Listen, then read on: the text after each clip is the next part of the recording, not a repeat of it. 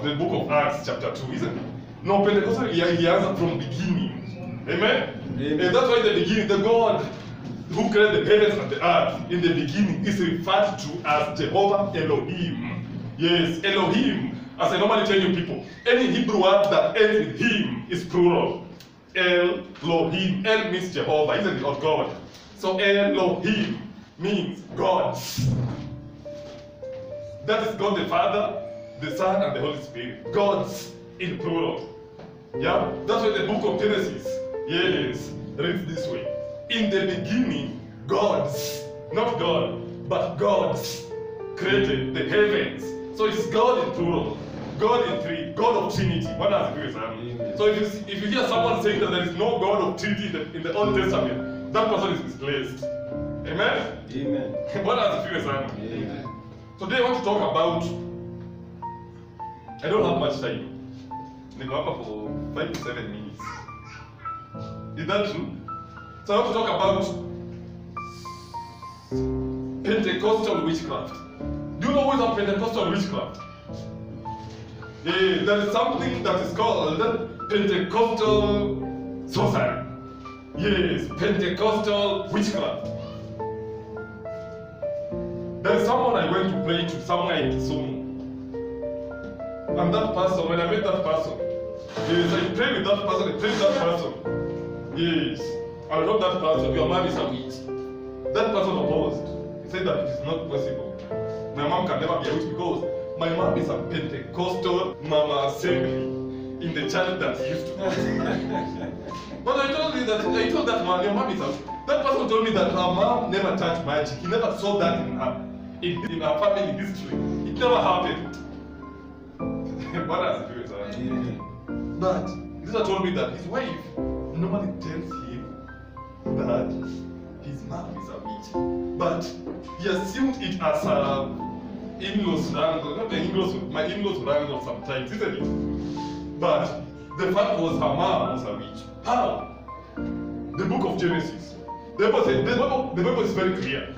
When God created Adam and Eve, what happened? He told them, go and multiply and have dominion. Wow. What was the meaning of this word dominion? You know, witchcraft came out of dominion. Dominion, in angelology, yes, are types of angels. Dominion, there are dominion in angels. So, Adam and Eve were given power, the same power as the dominions in heaven. Is to have dominion and control. So this same dominion, when the devil rebelled against God, cast down with his angel, a part of his angel, 1/3 of his angel, isn't it? Yeah? Down on earth. And this, out of these angels was a group called Dominion. According to angelology. The study of angels. Yeah? It's just in the Bible. There are 9 types of angels, isn't it? Okay. So this dominion zilikuja kwa dunia ndio zilifundisha watu magic. Bwana asifiwe sana. Because in the same class, they was in same class with Adam. So what happened? When Eve was lured by the devil to deceive Adam to touch and eat the forbidden fruit, the Lord came to judge them. Isn't it? And what happened? Before Adam and Eve sinned, touched the forbidden fruit, they were told to have dominion. But something changed. Touched and ate the forbidden fruit. What happened is this. And the Lord told Eve, your desires shall be over a man. That means your man will dominate over you. Isn't it? So that command came out as a result of sin. So the authority of man, yes, was somehow reduced because he was the one who initiated the touching of the forbidden fruit. Am I making sense? So out of that, this angel called dominion, yes, this angel called dominion, yes, took total control of Eve and his siblings, isn't it? That's why it is not easy for a man to indulge into witchcraft that much unless he inherited it from his parents. But what about a lady? Come to church today and tomorrow he's a magician. Why? Because dominions have authority over ladies after Eve sinned. Ladies, ni mwaingilia sana. It is very true. That's why ladies are too much superstitious than men.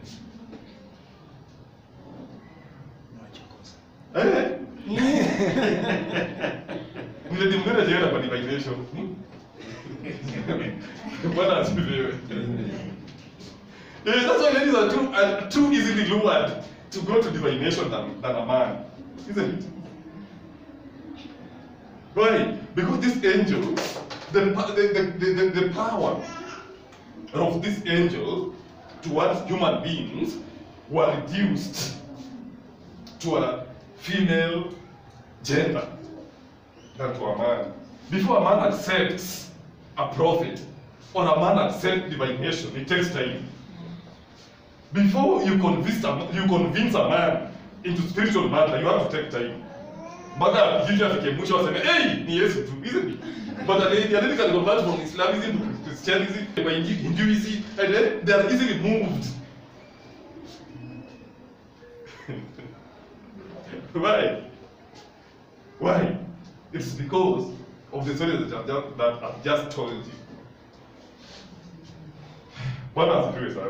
So I'm talking about Pentecostal witchcraft. So there are two types of witchcraft, isn't it? Kuna aina mbili za wachawi. One is a witchcraft or a sorcerer or a sorceress who knows that he is a sorceress. So that's why the Bible says that permits no witch to live. A woman witch, still, shall not live. Not a man witch, not a man, but a woman. Kama kuna mwanamke mrudi hapa ananiroga, that is your nature. But Biblia inasema mahali, okay, before I go there, where was I?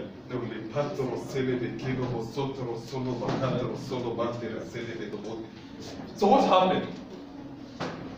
The Bible stressed so much about witch, about sorcerers than sorcerers. Yeah? Ukiangalia kwa Bible sana sana unapata witch from Indo who was a sorceress. She was a lady, isn't it? Yeah, she was from Indo. You know the story, yeah? Kuna that diviner who was rebuked by Paul, akiombea watu wanaona maroho. Bwana asifiwe sana. And that's why if you see a lady prophesying na wana macho ya roho, take time before you agree with that person. Because dominions, they go too much move to ladies than men. In our African tradition, ladies are the people who are much vulnerable, yeah, to carry magic to their husbands' places. So you know what happened to this man called Jacob, isn't it? See, kuna lady, kuna wife alibeba rituals, my God, na demons, na occultic paraphernalias, akazibeba akaziingiza in the house of Jacob, isn't it? Maybe in the house of Jacob kunaweza kuwa na magic, and the house of Jacob is the church. Ndio hapo ndio kanisa ilitokea. Bwana asifiwe sana. And that's why in the church kuna magic. Na hiyo magic inaletwa na nani?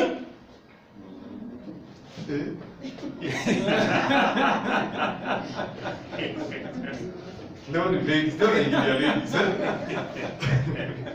There's a book inaitwa More Ladies Will Go to Hell Than Men. But not ladies with anti-gospel mission. Amen. Amen. So, what is magic? What is witchcraft? Witchcraft is the power to dominate. Isn't it?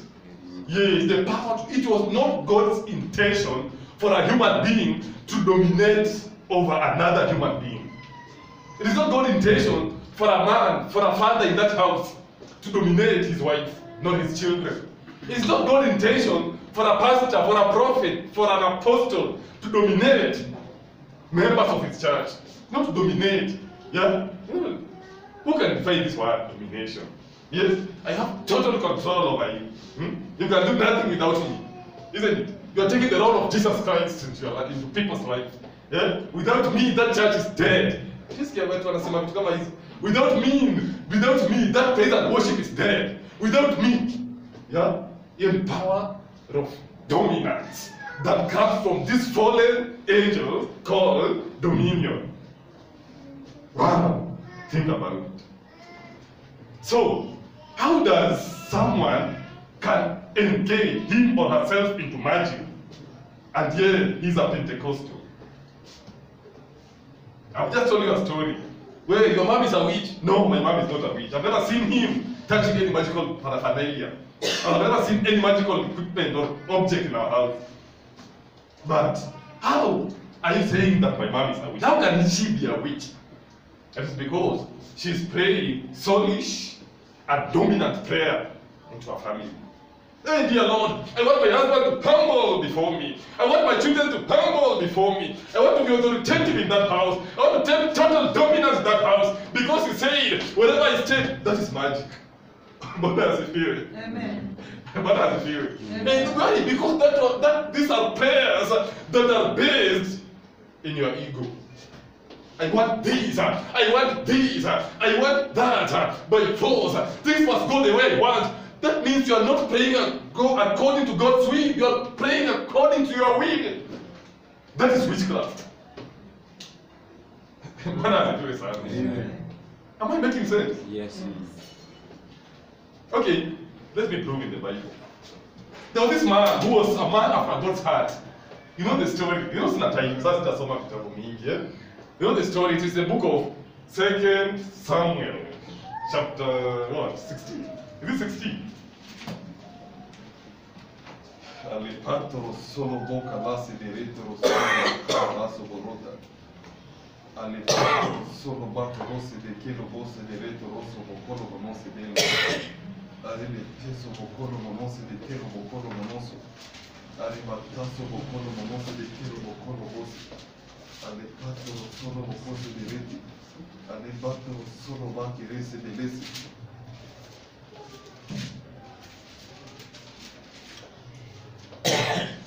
Alipatro solo bocolo selo bocolo bosse. Arribação bocolo monose de tero bocolo base de tero bocolo base botela bacala base. Ali de tero bocolo monose de tero bocolo monose de tero bocolo bosse. Yes, it is somewhere in the book of Samuel, 2 Samuel chapter 12, verse 16. The Bible says that there was a day that David's son was sick. And he was facing death. What does it do, sir? Amen? Amen. So what happened? 12:16. David therefore besought God for the child. And David fasted and went in and lay all night upon the Lord. Yes. David was interceding for his sick child. I think it was a son, for his sick son. His son was sick. Yeah? So David interceded, besought God. Yes, he lay down. He was praying, fasting for 7 good days. Oh, dear Lord, may you heal my son.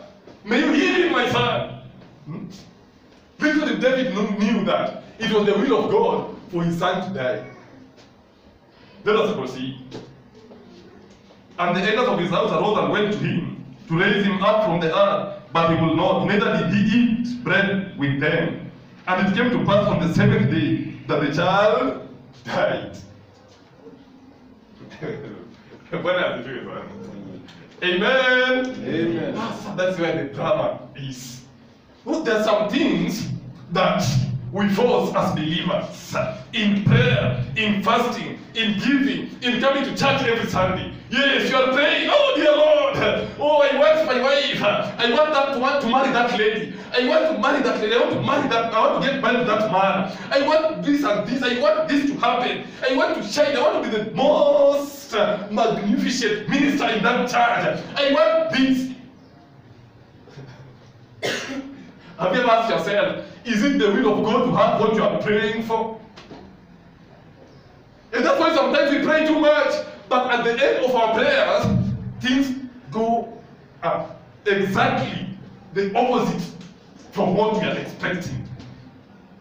Why? Because you are practicing witchcraft without knowledge. And the Bible says that permit no witch to live, so a witch must die. So if you pray anything out of your ego, out of your will, that thing will die. That thing will vanish away from you because you have practiced witchcraft without knowledge.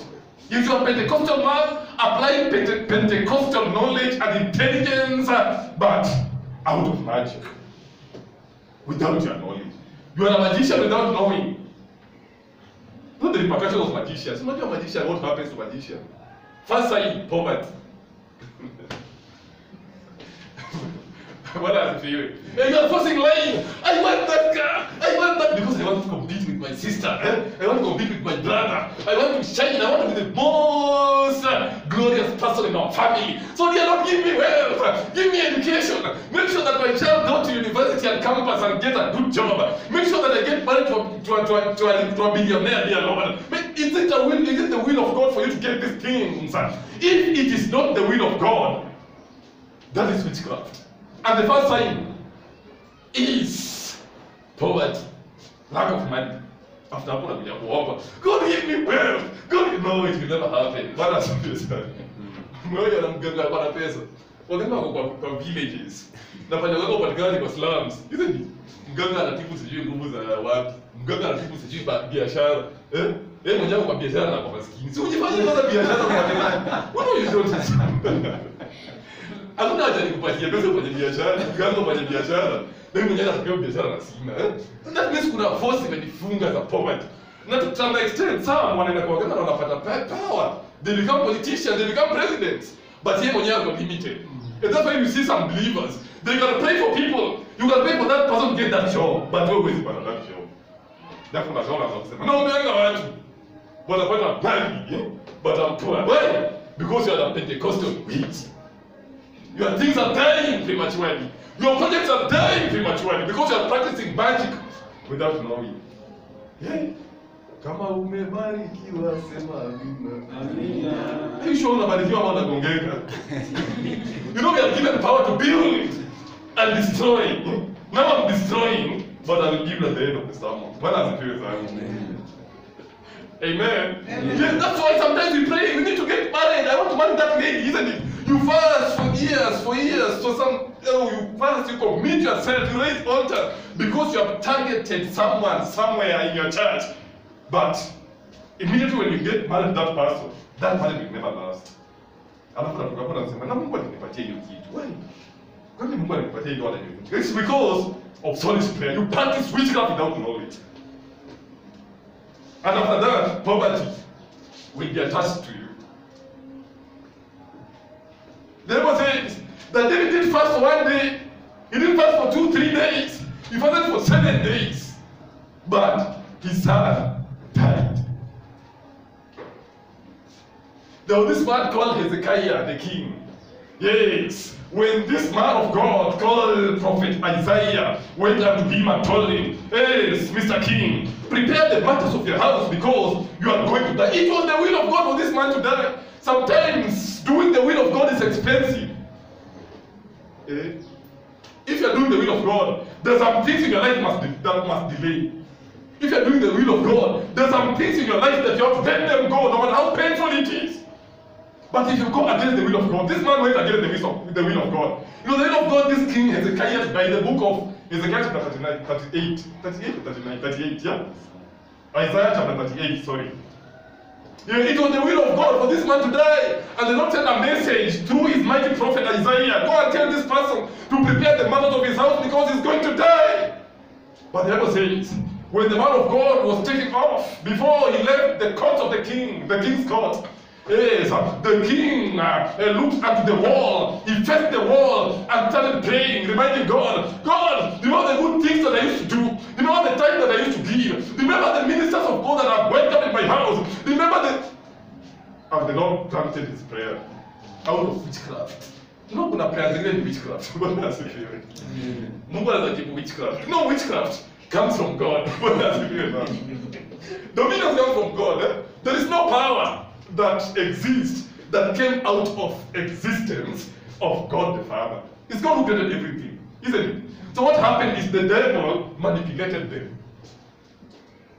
So when this man prayed, yes, the Lord heard in heaven, yes, and used the same prophet, Isaiah, to go back to the king and told him, hey, the Lord has listened to your prayers. Now the Lord has added you 15 more years, so you will live, you will not die. And that man rejoiced, and he was healed.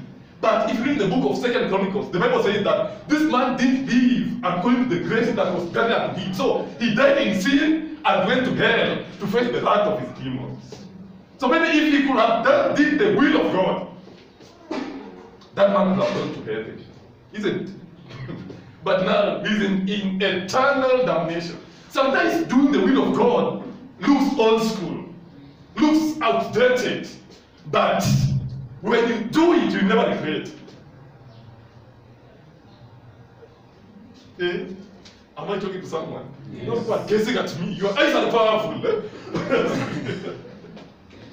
What does it feel? Amen. Amen. Then this other prophet, whose name was Balaam, who caused total Balaam. Wow. Somewhere in the book of Numbers. Isn't it? Numbers 23, 22. Well, what does it feel, son? And this man was a prophet, isn't it? The Bible said that this man used to pray and used to meet God. But he didn't used to pray according to the will of God. He didn't used to pray according to his will. You're not going to prophet for a child. I want people to come to this church that they bless me.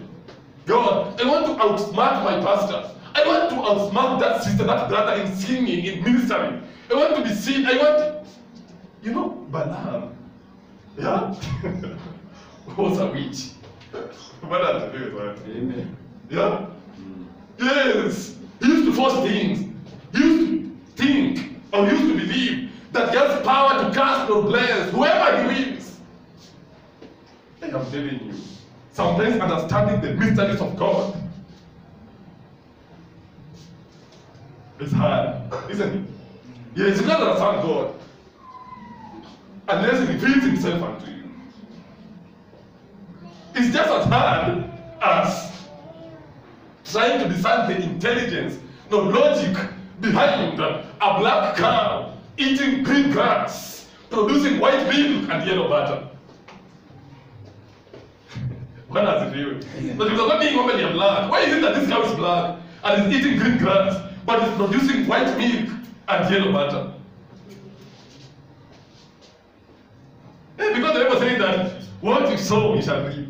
But the thing is sowing green grass and producing something different from green. Huh?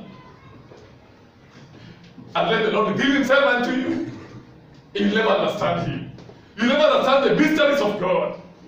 What does it feel? Amen. Yes, if you go against God's will, if you do, that's why, let me tell you about Mary, yeah? When the angel of God appeared unto Mary, yes, he was a young, poor teenager, yeah, who was married to a poor husband.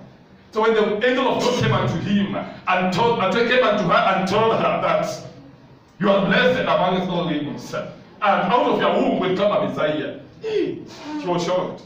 But what did she say? Not my will, but let your will be done. And out of that, Mary became a celebrity. Out of poverty, without education, without connection, yes, she became a celebrity. That some people are worshipping her today. And there's some cults who worship Mary, isn't it? I'm not advocate of that. Yeah? We don't worship Mary, we worship Jesus Christ. We worship God through Jesus Christ. What does it mean? Yeah? Why? Because she allowed the will of God to be done. You know, sometimes the will of God doesn't make sense. She was a virgin, she was a teenager, she was poor. Yes? But she said, let the will of God be done. You know, sometimes your will may contradict the will of God in your life. Because the will of God does not go with logic. It's something greater than logic. And I was telling some people that Christianity is mathematics beyond mathematics, philosophy beyond philosophy, wisdom beyond wisdom, science beyond science. Why? Because it takes God himself to understand God. God in form of the Holy Spirit, not as a force, as many churches believe, but as a being. The Holy Spirit is a being. What does it do? Amen. Amen. Amen. He is a being that was there from Genesis. Yes. That's why in Hebrew translation of the word God in the book of Genesis, the God of creation, is translated as Elohim, which means gods.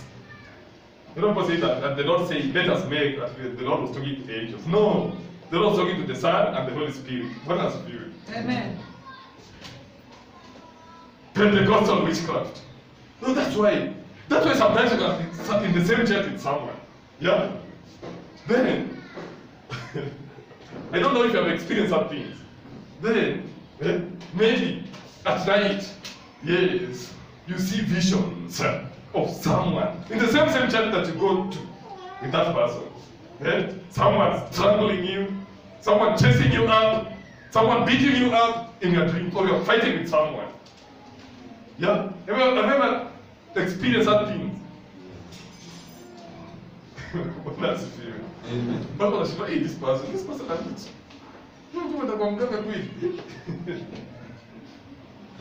It's because this person is using the Pentecostal power to bewitch you. Just like that Balaam used to use the power of God to practice witchcraft. Just like a believer can use prayer to dominate and destroy someone. You know, if you pray a dominant prayer, yes, I want to be the best. I want people to give me money. I want people to...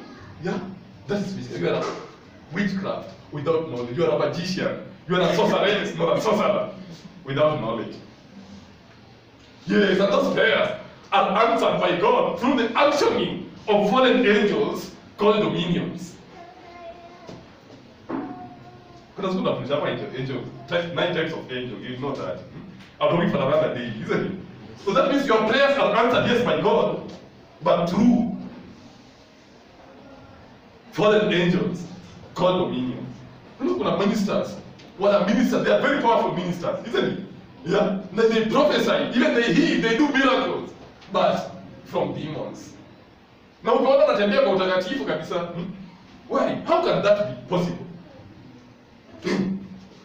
The Bible says in the book of Revelation that beast was given power to do miracles, and he will even call fire from heaven, isn't it? And that fire will appear the way it happened unto Elijah during the contest at Mount Carmel. And that power, that beast will be in a position to convince even the elect. How will he convince the elect? He will be given power to use the name of Jesus Christ to perform miracles. And that's why nowadays you are seeing fake prophets who are doing miracles by the name of Jesus Christ. Unapo zamani ukisikia mtu anasema Jesus Christ and this man is a man of God. But nowadays, in Jesus' name you are a witch. This means that beast is already released. Facts and facts. Amen. Amen. Amen. And that's why, if you're a minister of the word, if you're a teacher of the word, if you're a minister, yes, your intention, you have to be a good-hearted person. And you have to celebrate the growth of the people you are mentoring. But ukiona mchungaji, huyo kijana anashinda, akae chini. Huyo anakuja kuprophesy kushinda. No, a good teacher, a person who is gifted to be a teacher, always celebrates when he sees a student whom he mentored prospering. Nikiwa mwalimu anafundisha mtu akawa professor, it will be joy to me. That professor passed through my hands, isn't it? Sasa nikisimama hapa nione ati brother Ochuka anajaribu kujiovertake, nasema wewe Ochuka kae chini na mfikiria. That means I'm a witch. I'm a minister, but I'm a witch. Yeah, by the way, that's the best way to know if your pastor is a witch. You know, our pastor is not a witch. That's why I'm preaching. Amen. But if you have ever passed through a pastor who fought your ministry to the extent of kicking you out of the church, monitor that pastor very well. You will find out that that pastor has a story or a history of visiting magicians behind the curtains. It is very true. Yeah, you're going. Nani anakubaliana na hiyo? Nani amewahi pigwa na pastor somewhere? Yes, hebu chunguza history of that pastor. That pastor is a witch. Usiku alikuwa anaenda wapi? Mchunguze tu usiku. Chukua CCTV. Take CCTV, buy them, it's 50,000. And the call behind that TV to someone like that. And you're like, oh, you not all. And all Oklahoma. Yeah. anajua mauti imeingia, isn't it? Anaenda kwa superstition. And that is a fact, because a pastor who is filled by the Holy Spirit can never fight you, can never curse you. And that's why Christ saying, love your enemies. Isn't it? Yes, bless those who curse you. That is Jesus Christ. Yes, but nikikaa hapa naanza kuona mtoto wake ameendelea, wangu ameharibika na malida. That means I'm a witch. Am I making sense? Yes, you are here to prosper. And if I see that you are prospering under the anointing of entering God's permission, I know that you are doing something. I know that the Lord is with us. But now, I am the prophet who can curse and bless whoever I will. But look at the end of Balaam. What happened? He was slain. He was the only prophet in the Bible who died with the edge of the sword. Why? Because he was not a prophet of God. Why? Because the prophets of God in the Bible, some ascended to heaven without tasting death. Yeah, ask Elijah. He will let him know. Amen. Amen. Amen. Am I making sense to someone today? Yes. So are you praying a dominant prayer? We call them soulish prayers. Yes, soulish prayers. I pray because prayer is not used to force God to do what a human being wants. And that's why you need to advance yourself and start praying in tongues, isn't it? You don't know what you're praying. What else you feel? Is that prayer imperfection? Yeah? What else you feel, sir? Amen. There's some type of magic that hawezi rebuke na hawezi ziweza kama hawezi omba na tongues. Do you know that? And that's why you have to pray in tongues. You have to ask God to give you the grace of praying in tongues. Amen. Amen. Amen. Amen. Hey, what was? Amen. Amen. Injili imegonga watu sana. Yeah?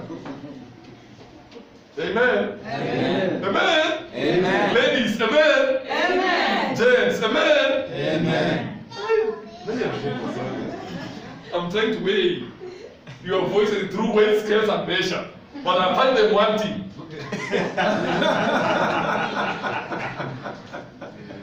Amen. Amen. So, you may be a witch unknowingly, and yet you are in church. Alinichezea, na mimi mtumishi wa Mungu atalaaniwa. Mungu, dirika, kanyaga huyo mtu. No, si Mungu anakataga huyo. God never likes seeing people punished. Amen? So what will happen is, the fallen angels, called dominions, will come and listen to your prayers. Isn't it?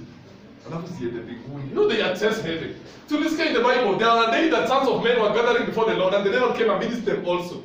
So demons sometimes can access heaven, isn't it?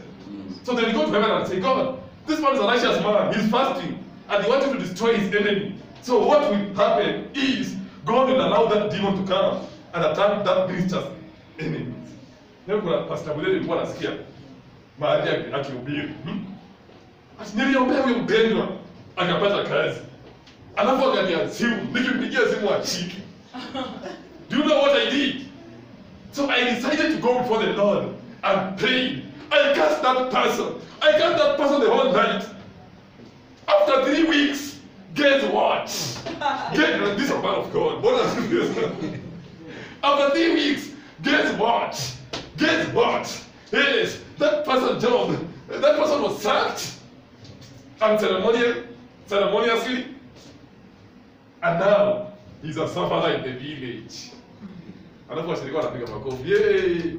That pastor is do not celebrate such pastors. Bwana asifiwe sana. Amen. Na nikiangalia the life that pastor is living is pathetic.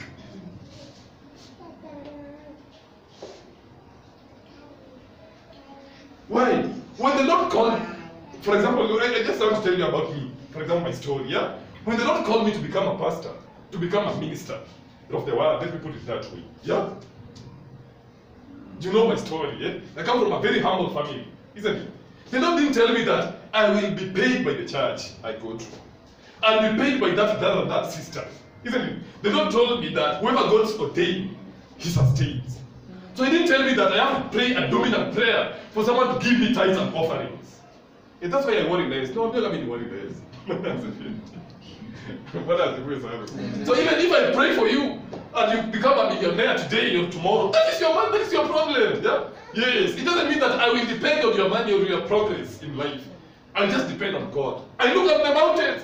Where will my help come from? My help will come from God. It doesn't mean that I have money or I'm a millionaire. But my hope and my trust is in the Lord. It's not in the people that I pray to for them to get jobs, for them to get promotion, to bless me, to get me out of poverty. No, it will never happen that way. Why? Because I'm serving the Most High God. God of Abraham, Isaac, and Jacob. Abraham, Isaac, and Jacob. He will sustain me. He's Jehovah Jireh. The Lord my provider. He will provide for me because He was the one who called me. He's the one who ordained me. He will take care of me. So I don't have to worry. But there are pastors who are worried. Yeah, hey, this man is a millionaire. And let's come to my church. So I have to doctor my gospel so that I may not kick him out of the church. That is stupidity, rubbish. And as if you're a pastor who is operating that way, you're operating in a curse because you're a witch. How can you compare the Lord who called you with? Is it a president? Is it a politician? Is it the richest man in the world? Nothing! Just trust in the Lord. And He will move with you. Now I said I had another pastor praying. Mungu umeletea mashirika maskini. Nataka kuletea mashirika kutoka Arunga. Nataka kuletea mashirika kutoka Kanu. What is that? Amen? Bwana asifiwe sana. Bwana waambie Mungu wewe uniita. Sustain me. Yeah? Yes, I'm not a beggar. When the Lord called me, He didn't call me to beg on people. Yeah? He called me to use me and He will sustain me the way He sustained Elijah. And the Bible said that do not worry what we'll eat, do not worry what we'll wear. Yes? Why? Because the Lord that we serve is Jehovah Jireh, the Lord our provider, and He's just about to provide for you only if you stand firm, tall, and strong before the Lord. Be positive. Meditate on good things. Things that are noble, things that are of good report. Meditate on these things. But if you start meditating on people, the rich people will come to your church. You are losing your focus. You are depending on horses and chariots rather than God. You are depending on creations rather than the Creator. And the Lord will judge you. And at the end of the day, you die with the age of your soul. Any prayer that is based on soulish ambitions, any prayer that is based on egocentrism, ego means you, I, yeah? Mimi na familia yangu. Kuna mwingine alikuwa anatoa ushuhuda hapa. I think it's Brother Edward. And another pastor who used to pray that Mungu bariki watoto waule lakini wangu zaidi. What is that? It's which kind of prayer? That means at the end of the day, chunguza huyo pastor. Edward sijui kama unamwonanga huyo pastor nowadays. Yeah? Yuko. Watoto wake wako wapi? Wote wanamwonelea kwa busara. Bwana asifiwe sana. Amen. And that's why the pulpit is not your home. The pulpit is not your family. Yeah? The pulpit belongs to God. And when you are ministering the word of God. You're not ministering your life. You're not ministering your experience. You're not ministering your lifestyle. You're ministering the word of God. You minister the way you are ministering and walk out and the Lord will reward you. He will repay you. Because He is the one who ordained you. He will sustain you. Amen. Amen. But ukienda kwa pulpit, ukiitwa, maybe you are a minister in form of music, in form of gospel music or anything, you are a prophet or anything. You are a preacher, unatumika in any field under the umbrella of actioning of the Holy Spirit. Alafu unakuja pale na intentions that I want to get well out of that church. I want that person to bless me. Yeah? Huyo ametoka ngambo, huyo mpaka ni mkoni, sio? Yeye sio atanipatie 10k. Bwana asifiwe sana. You are a witch. Tell your neighbor, I'm not a witch. I'm not a witch. Are you sure? Yeah. My people perish for lack of knowledge. The Bible says that there is nothing new under the sun. Everything that happens has a reason. Jiangalie maisha yako. Start scrutinizing yourself. Maybe you are a witch without knowing. You know the same judgment that Kajiwe, the famous witch in Kenya, somewhere in Ukambani. Was it from Ukambani or Mombasa? Whichever comes first. That person, the judgment that will be given to Kajiwe is the same judgment that will be given to that minister of the word who have been praying for all the 40 years you have lived in this earth. but through soulish anointing. Bwana asifiwe. Amen. And the people who practice soulish ministry, Pentecostal witchcraft, yeah, ukisikia ushuhuda zao sana sana ni hii. Anakwambia aliombea mtu akapata kazi. Anakwambia aliombea mtu akalaaniwa. Sasa yeye anatembea na magoti. Praise God. Umesikia vitu kama hizo? Reverse, wako kwenye reverse gear. Gari zao zinaenda reverse gear peke yake. Yaani forward. Nilikajaga ule mpendwa, alikuwa alinirukia nikamkajaga na maombi tatu akaisha. Kwa ushuhuda kanisani. Bwana asifiwe. Nilienda kwa kanisa nikapata mpendwa akanirukia, nilimkajaga maombi tatu akaisha. Hallelujah. What's that? You're a witch. You have to repent and start aligning yourself to positivity. The Bible is a book of positivity always. There is nothing that the God that we serve is a God who has good intentions in us. Because it's a high class God. Yeah? Imagine the Lord who created the heavens, the earth, the galaxies. All the gold and silver are His. Yeah? So the Lord doesn't fight petty battles. As in Vienna, akanidharau. So when dharau, so what? I have God. I know that the Lord will respect me. And one day, aliyemdharau siku moja. Wow. Still, they don't fight petty battles. Yes. And because you rejected what I say, I'm cursing you. No. Because you rejected what I say, I want to see the repercussion of your life. No. It won't make me a king seeing someone suffering because he offended me. What did I benefit from that? Nothing. Bwana asifiwe sana. Amen. Amen. Am I making sense to someone today? Yes. Am I making sense to someone today? Yes. If it is God punishing your enemies, let Him punish your enemies according to His own will. But it's not. But see where don't participate in that, because when the Lord punishes someone, He pities sometimes the people He punishes. That's why the Bible says that do not marry when your enemy is being punished. Why? Because God is love. He's the Father of all. Ni Mungu wa Muhindi, Mungu wa Kenya, Mungu wa Saudi Arabia. So when you see when someone is being punished by the Lord Himself, He feels too bad. Ni kama mzazi apanish mtoto, your biological son, your biological daughter, you will feel, this is my blood. Isn't it? What about our Father in heaven? So let us be positive. A minister of the word must be positive. A pastor must be positive always. And that's why Job, when calamity struck him, what did he do? The Bible says that he praised God. He said that naked I came and naked shall I return. Blessed be the name of the Lord. He blessed God, the Lord, out of calamities. That's why after Paul prayed thrice concerning the thorn in the flesh, and that thing failed to leave his flesh or body. What was the answer out of that? My grace is sufficient. And Paul was positive with that. But if you start fighting against the progress of an evil doer, Mungu mbona huyu mtu anabarikiwa na huyu mtu haijai kanisani na mimi nataka kanisani na nimelaaniwa ninaishi kwa umaskini. You are a witch. Because the Bible says in the book of Psalms chapter 37, do not fret in the ways of an evil doer. Don't fret that an evil person is prospering. Because soon they will cut off like grass and they will wither. But a righteous man, the same book of Psalms chapter 37, inasema huko chini that I've been young and now I'm old. I've never seen a righteous man forsaken, nor his descendants begging for bread. So your day is coming. Your day is coming. Amen. Do not be discouraged. Your day is coming. Amen. So do not envy that person who is prospering out of evil. You know, nilikuwa naangalia hii wiki, there is another vision that the Lord brought unto me concerning a relative of mine. That man prospered. He married at a very young age. He prospered. God bless him with children. Yes. Alikuwa anafanya kazi za construction. So alikuwa na pesa at least. So that man shined. So 5 years earlier, the Lord showed me that this person is prospering because of is riding on other people's stars.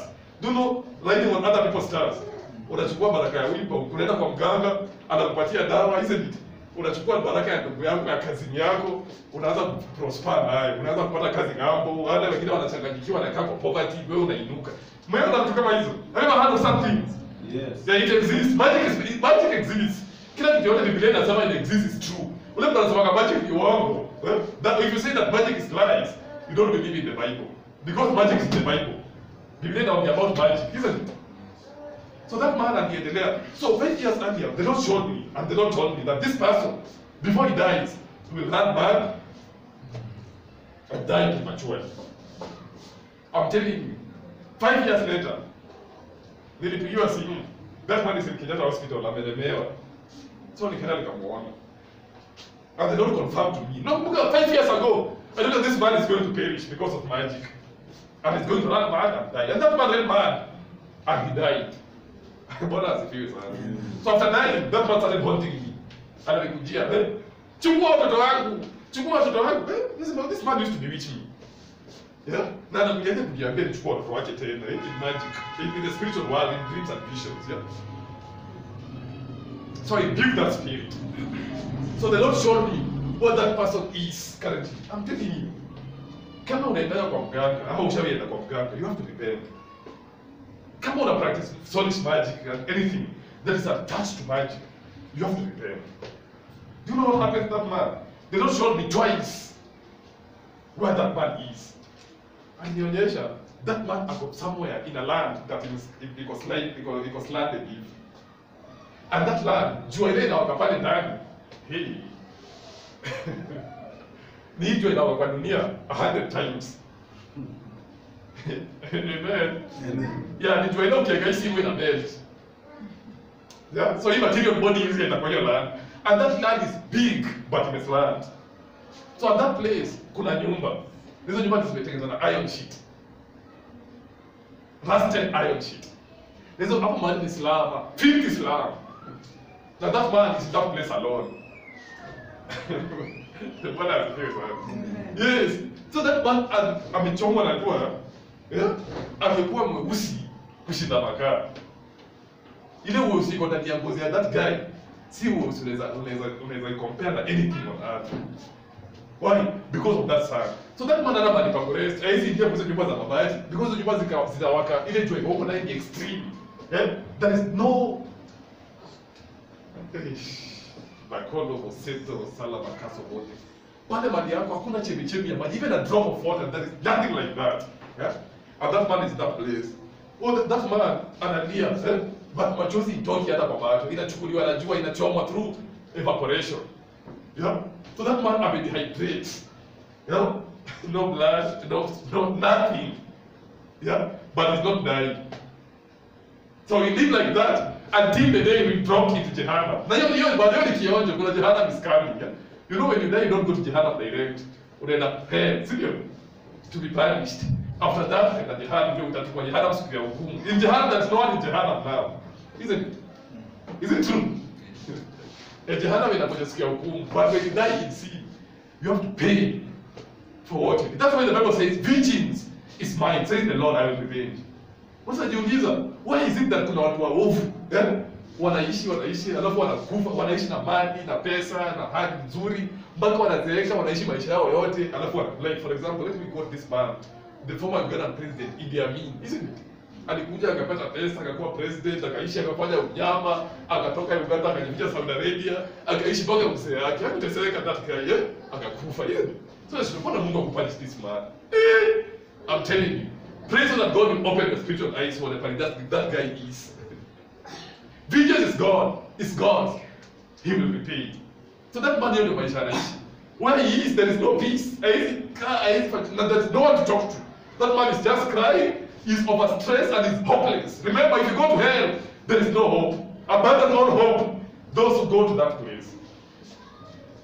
That's what happened. And that's what is happening in the spiritual realm. Amen. Amen. Am I making sense?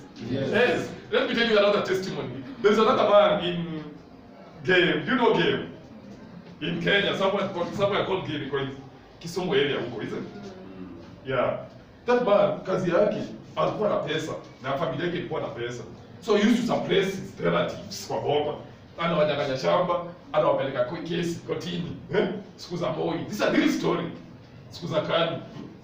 So he used to, alikuwa anaonyesha maskini. He used to suppress the poor.